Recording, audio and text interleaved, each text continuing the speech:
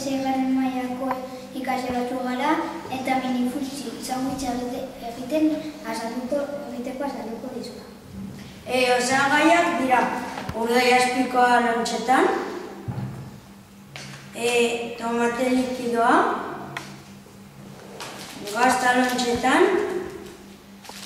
eta ogia, eta Bimbo ogia. Lehenengo, Bimbo ogiaren azala moztuko diogu.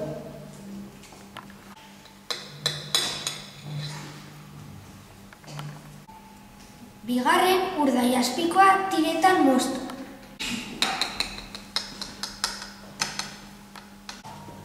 Honela. Ondoren, gazta hartu eta Bimbo ogian jarri.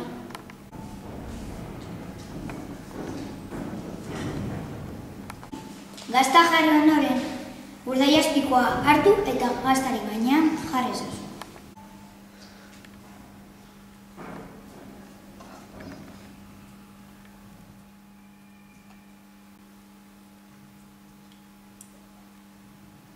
Azkenik, moztu ditugun Bimbo zatiekin detaileak egin. Adibidez, betaurrekoak,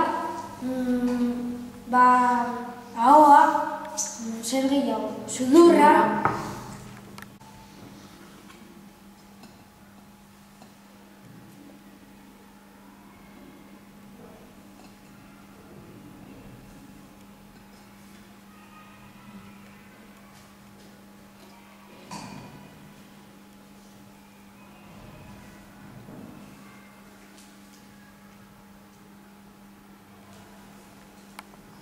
Bukatzeko eta azken detaileak egiteko tomatearekin ahoan eta begietatik jarri, kolore pixka bat emateko.